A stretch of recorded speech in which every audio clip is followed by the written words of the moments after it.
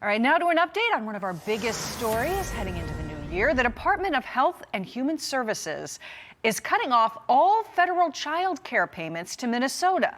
This in response to allegations of sweeping fraud. And the White House says there will be consequences. This is a top priority for the administration. The Department of Justice, as we speak, is continuing to execute search warrants and subpoenas. People will be in handcuffs as a result of the fraud that Governor Walz has allowed to occur for many, many years. Well, a YouTuber who made a viral video on the scandal was seen squaring off with protesters outside of a daycare center. We have Garrett Tenney. He has more on all of this from Chicago. Good morning, Garrett. Molly, good morning to you. This is a big move by HHS. It adds to the several other federal agencies that have already paused funding for Minnesota over those concerns of fraud. So now the $185 million a year that HHS provides the state for childcare is on hold. And starting immediately, the agency says the rubber stamping of payments through its administration for children and families is over. Every payment will now require a justification and a receipt or photo evidence before a state can receive that funding. The ACF Assistant Secretary says the pause on funding is necessary until we know how rampant the fraud in the child care space really is. Any dollar stolen by fraudsters is stolen from those children. Yesterday, I spoke directly with the director of the Minnesota Child Care Services Office. She could not tell me with confidence whether those allegations of fraud are isolated or whether there's fraud stretching statewide. HHS is also setting up a nationwide hotline for folks to report suspected fraud in the child care space wherever they are. And the agency is also demanding Minnesota Governor Tim Walz turn over detailed records on the daycare centers highlighted in Nick Shirley's viral video. Yesterday, the YouTuber was back outside the Quality Learning Center, where he was confronted by a small group that was not happy about what he's doing there. You're not going to believe what's in it. This was all day yesterday. Hundreds of cars lined up along Cedar Avenue, honking, screaming, swearing, threatening us. It's crazy what's happening here in Minnesota. People work way too hard for billions of dollars, whether it's a Republican doing the fraud or a Democrat doing the fraud.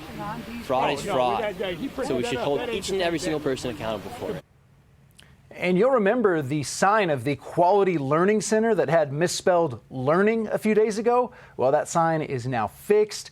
As federal officials say, hundreds of investigators from the FBI, DHS, and ICE are now digging into all of the fraud schemes that have allegedly been taking place in Minnesota now for years. Molly? Yeah, a lot of questions to come, systemic issues at hand. I wonder who paid to fix the sign.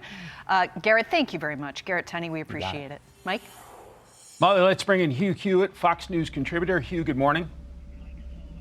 Hey, Mike, good morning. I'd like to start with a clip from Tricia McLaughlin from Homeland Security, and then I'll get your take on this scandal. Our Homeland Security investigators, hundreds are on the ground. They're knocking doors. They're going to local businesses. They're going to these sites where we believe that there is rampant fraud. Our Homeland Security investigators on the ground are also seeing that these suspected perpetrators are really trying to cover their tracks. They're trying to whitewash the operational facts on the ground, purporting to be a legitimate business, have legitimate business operations, when it's all a fugazi. What's your assessment at this point, Hugh? Well, Mike, it is sort of like octopuses wrestling. It began in 2021. It picked up a lot of speed late last year when 78 people were indicted, 52 were convicted. Scott Johnson over at Powerline has been covering this for a few years, but now it's ramped up even more because of the Nick Shirley YouTube video and Director Patel of the FBI surging these resources as well as DHS into Minnesota. It is alleged by First Assistant United States Attorney Joe Thompson, who's a career federal prosecutor, that of the $18 billion that flowed into Minnesota over the past 7 years, more than half is probably gone into fraud. So $9 billion, 9B with $1 billion is missing. So that will require an extraordinary forensic accounting and a great deal of investigation into finding out where it went. But I think we're going to find it's centered in the Somali community of about 80,000 people in Minnesota. Half of them are American citizens. Most of them are naturalized American citizens of the remainers. So it's going to go on for years, but the political fallout is hitting Tim Walz very heavily as demands for his resignation grow and his re-election campaign is in danger. His strategy is puzzling. Tim Walz keeps blaming President Trump. Let's put that on the screen. Quote, "This is Trump's long game. We've spent years cracking down on fraudsters. It's a serious issue, but this has been his plan all along." He's politicizing the issue to defund programs that help Minnesotans. Is that deflection 101? Blame the president? That is, and I played on my radio show the other day, Mike. Governor Walz has had about 24 different excuses, and I've said it on the program before. Not my dog, it didn't bite you, besides you kicked him first. What is amazing to me is that Eric Holder did the vetting of Mike Walz for Kamala Harris, and he never brought this up, and it's been hiding in plain sight. It took a YouTube video to get to 100 million people, and Eric Holder couldn't find when he was supposed to be finding the person who should be next in line to the presidency. It's really quite astonishing. And then there's Ilhan Omar, a congresswoman who seems to be taking a victory lap on social media, saying, "I'm grateful every day to represent the people of Minnesota's 5th District. I came to Congress on a promise of co-governance, and it's been my honor to work with you all to deliver these wins for Minnesota. Together, we're building a brighter future for our communities." And yet, if she's that plugged into the community, shouldn't she have been sounding the alarm years ago? Yes, and the whole approach of nothing to see here, keep on moving, there's nothing to discuss, will not work. And by the way, it's not going to stay in Minnesota, Mike. There are fraudsters who are connected to other fraudsters across the United States. Since this is primarily centered in the Somali community thus far in Minnesota, about 80,000 people, I would look to Washington State, Columbus, Ohio, Lewiston, Maine. There are other places where Somali refugees have settled over the last 25 years.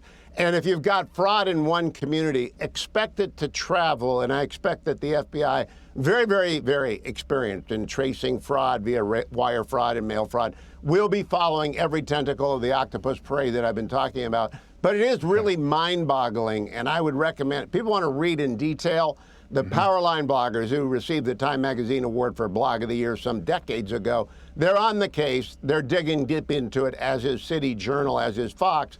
It's not going anywhere, and Tim Walz, Ilhan Omar, all the Minnesota DFLers, they won't be able to talk their way out of this. This is really a nightmare scandal.